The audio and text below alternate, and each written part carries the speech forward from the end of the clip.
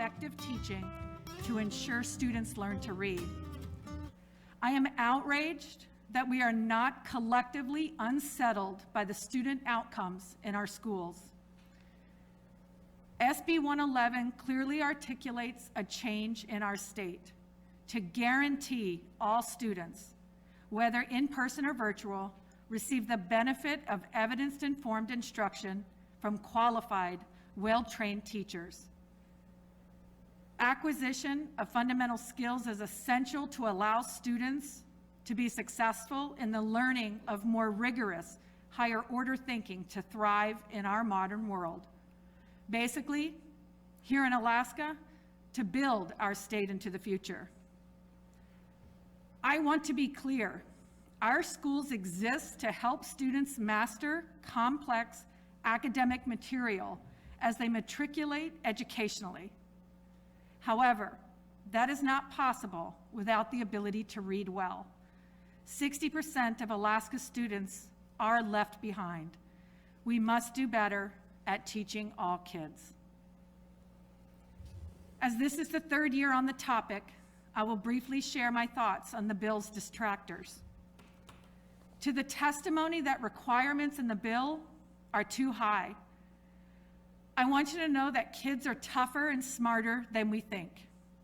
In other countries, matriculation exams help inject drive into the system, creating a bright finish line for kids in schools to work towards, not mass failure. While I'm proud of the social emotional work we do in schools, sometimes our own empathy for a child's home life strips the rigor from our classrooms. Their family status should not be a reason for their failure. It is their brains that matter most. High quality education is needed so generational poverty or dysfunction is not inherited by Alaska's youth. To the testimony that we assess kids too much, it is true that assessments, they can't measure every success that matters in life or school, but they can tell us what students have been learning and what school is like for them. Schleicher, the gentleman who designed the PISA, or the Program for International Student Assessment, shared it best when he said, "Without data, you're just another person with an opinion." The bill's provisions place manageable pressure on districts, schools, families, and students to focus on learning and progress. The information gained via the assessment requirement will communicate and drive Alaska forward.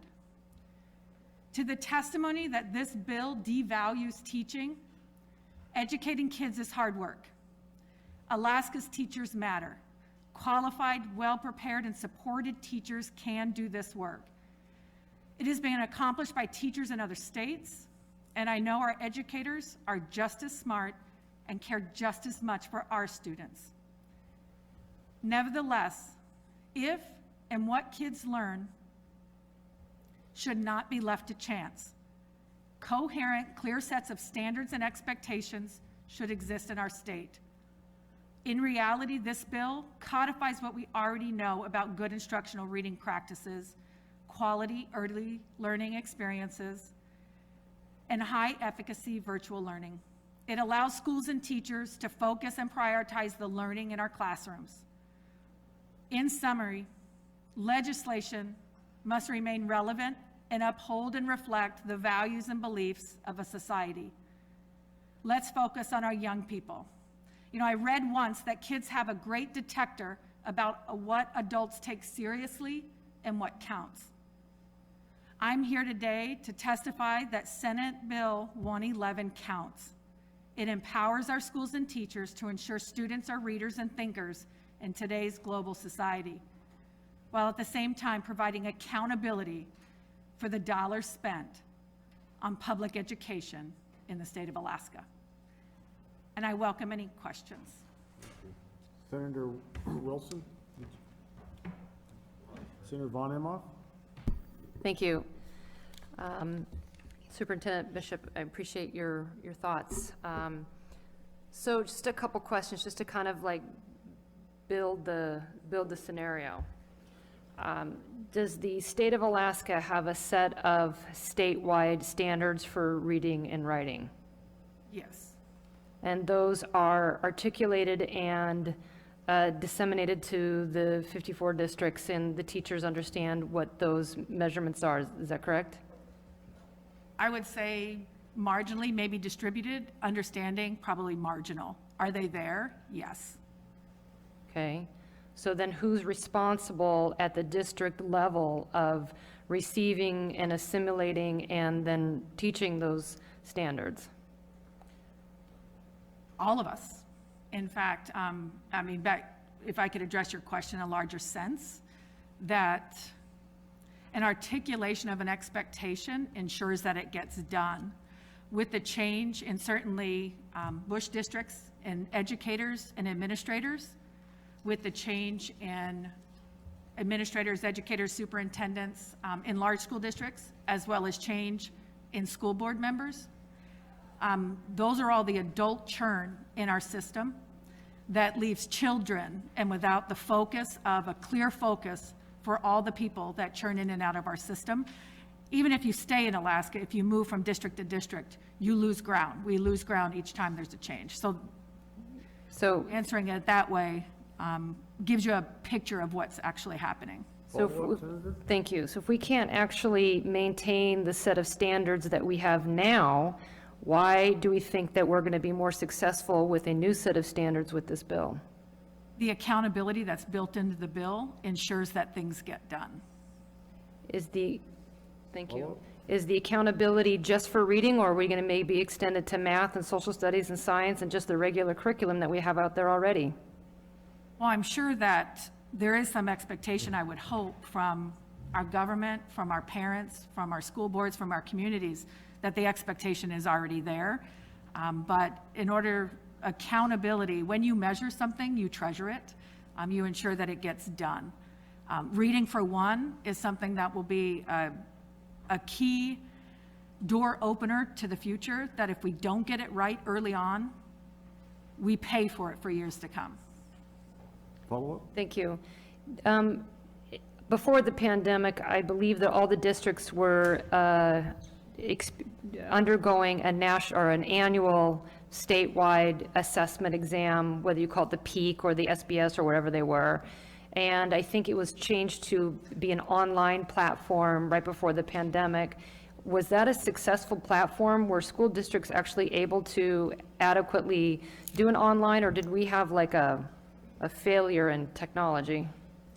Sure, so I forgot, I'm Deena Bishop too, should I be doing through the chair? But we actually had prior to the pandemic, well before, in 2000, I believe, 16, spring of 16, we had a failure with AMP, and that was the first, prior to PEAKS, we actually had an assessment that was online. So PEAK wasn't our first one online.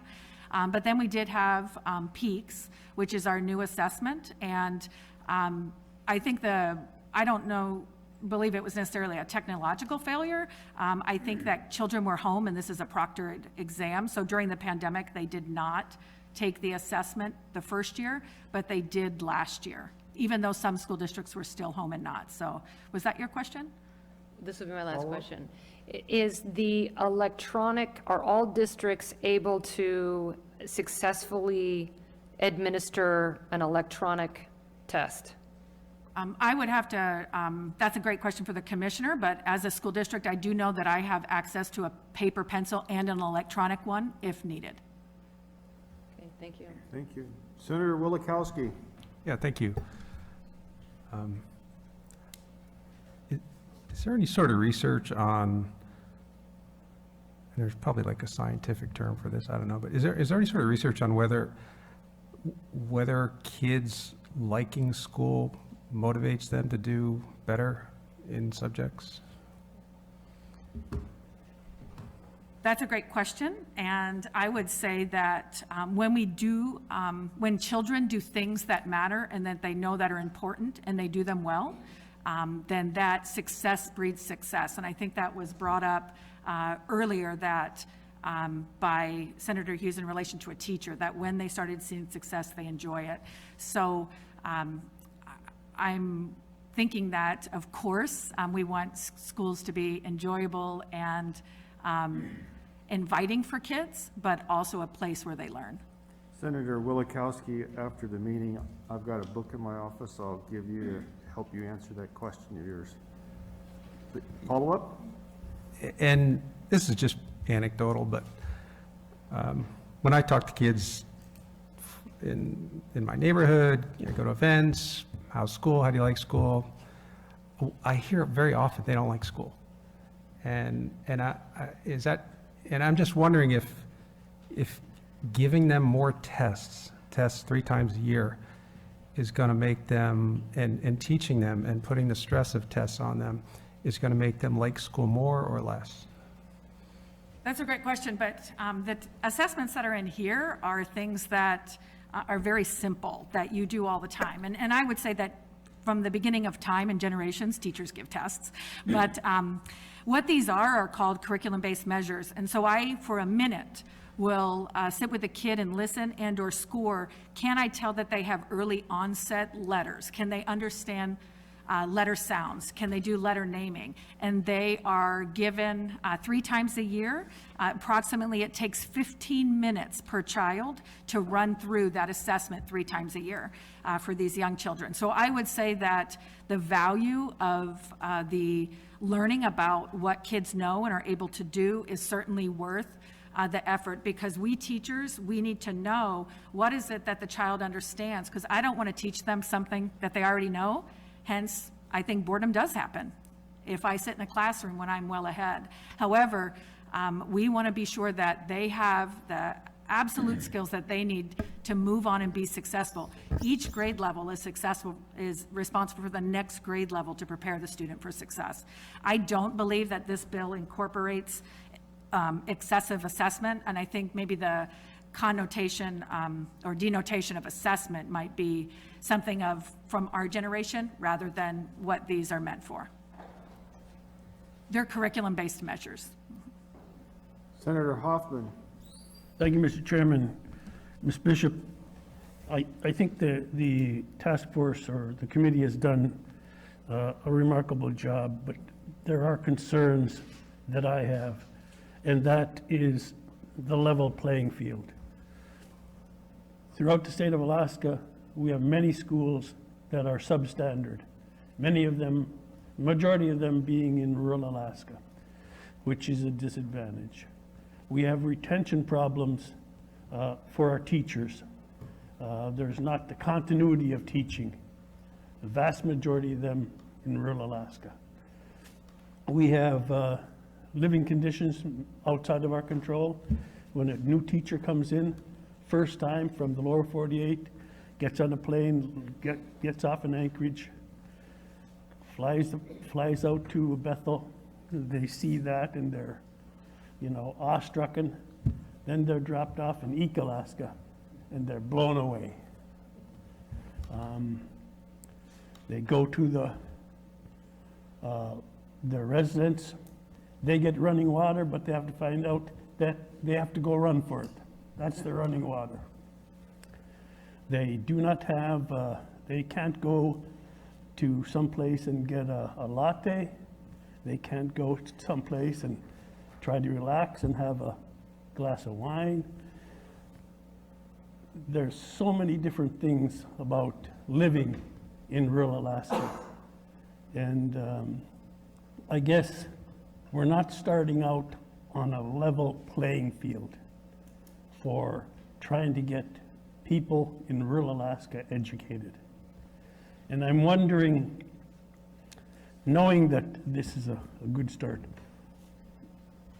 what can you say about not starting out with this bill, trying to implement it, not having a level playing field? Thank you. That is an excellent question. And I would say that we will never have a level playing field. It's not the way the world works. And so we have to create a system that responds to that. And because of the unlevel playing field is the exact reason why we focus on students in this bill. Not what the system needs, or the unlevel system. This is about students and our expectations, what we desire for them to have.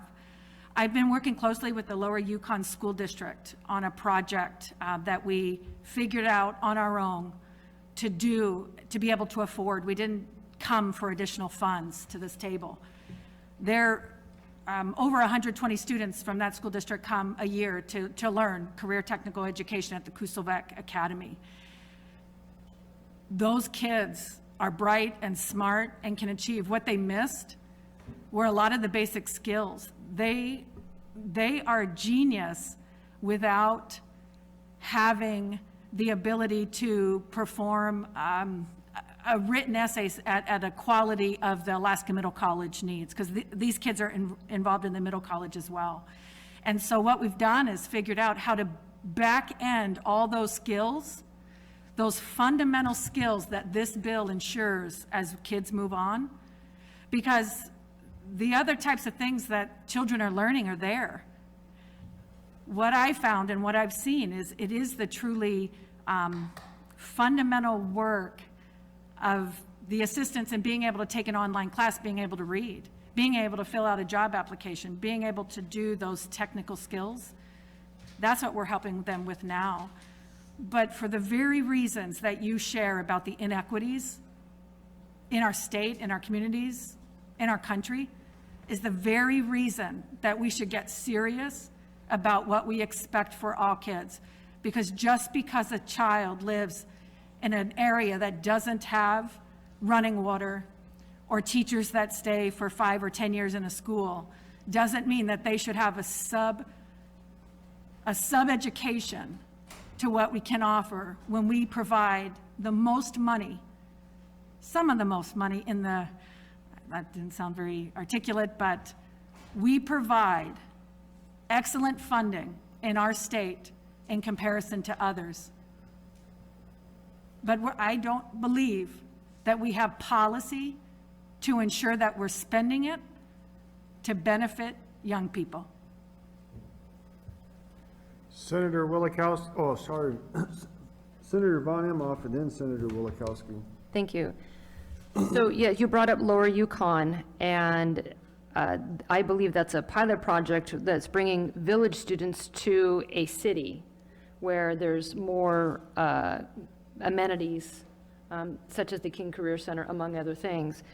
And several members of this committee visited Nome this summer and saw the same thing happening, where the village students were going to Nome with NAVTech, among other things. So there are grassroots efforts happening where students are traveling from smaller villages to larger hubs.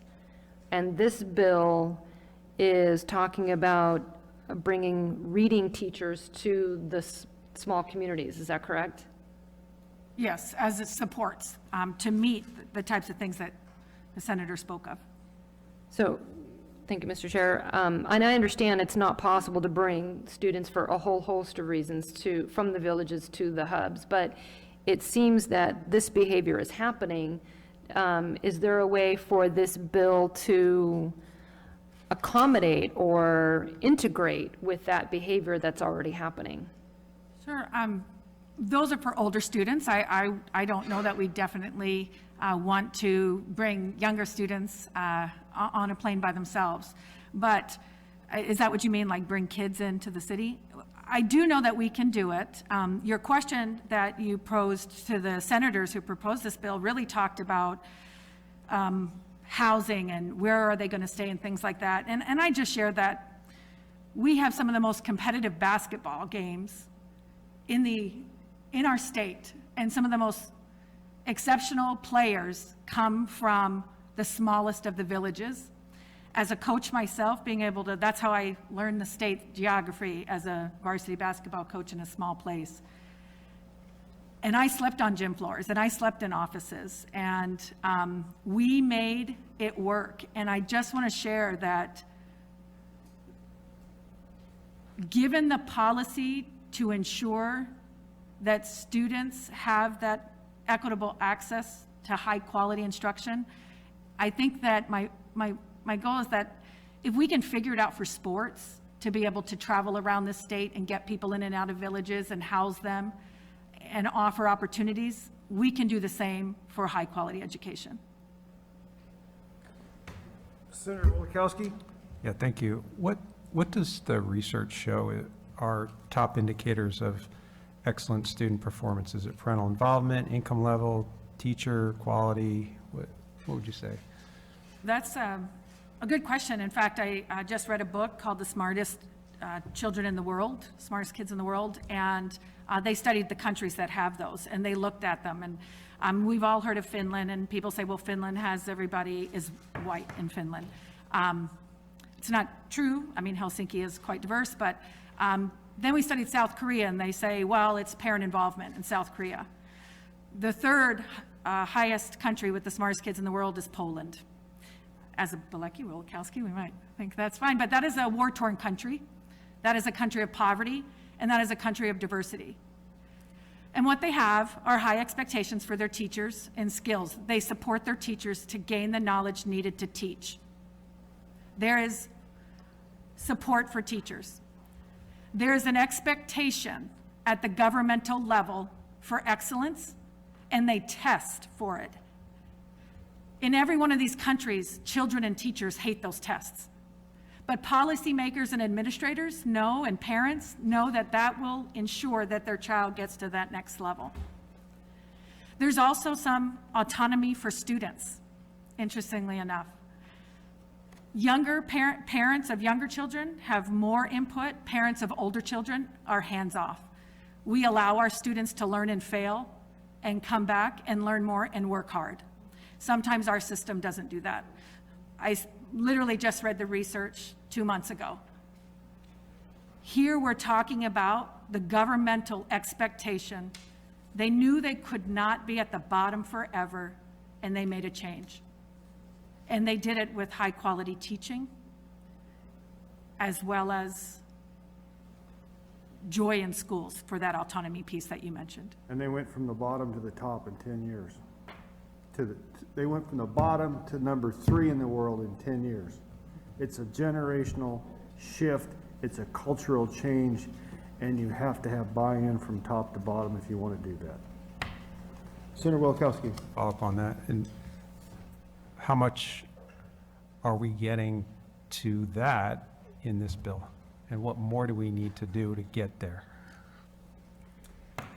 Policy establishes the expectations, while Senator von Imhoff was correct that we did change our Alaska standards to make them higher, but I don't necessarily have a requirement to pull them off the shelf and teach them. And as a superintendent, no one is asking me, what are you doing in your school district? Why aren't these kids going? Why aren't these kids? And I've asked that if you want to expend your dollars, hold me accountable. Public education can be quite competitive in this world. We have smart people here. So policy, we need to support the learning of teachers and ensure that they're high quality. And quality doesn't mean going through this institution or that institution. Quality is ensuring that teachers have the skills that they need and the supports to be able to teach. The research in institutions isn't clear that if you go to this institution, you're a better teacher than if you badge, say, for instance. So that is unclear because institutions are different. But I think I would say having everybody aboard, eyes wide open, that this is our work because we expect no less. And I guarantee we're not going to fail kids, because educators, we love our kids, we care for our kids, and we're going to ensure we would not want a bad outcome on them if it was whether they'd have to stay back or their parent would have to sign a waiver to move them on. We wouldn't want that reflecting on us. We would work hard to get that done. I mean, that's what I think would happen, but we need to say that this is important. And I'm already funded to make this important. I just need some language that is articulated from the very top to every classroom and every living room table, that this is a no-fail mission. Thank you for your comments, Senator Stedman. And then we're going to get Dr. Johnson up here. He's got 2:45. This meeting's adjourned. Senator Stedman. Thank you, Mr. Chairman. Could you elaborate a little bit on, you mentioned that it was already funded? Help us with that a little bit. And I know we're not doing fiscal notes today, but you probably won't be here when we do them, so kind of help us out with that comment. The state of Alaska funds public education, and one of my goals should be that every child who leaves third grade can read on grade level. I shouldn't come back, I mean, this program offers supports for things that we know matter. One of the things I forgot to tell you, every one of those countries has universal pre-K. Finland, South Korea, and Poland. So the inputs in this bill are to add value to the things that we know, but if someone just says, you know, we need to teach reading, we need to get, I mean, I'm funded to teach reading. I'm funded to teach math. That's already here. I mean, that's the table stakes. What I see this bill doing is ensuring that every level of the organization is in line. Pre-K does matter.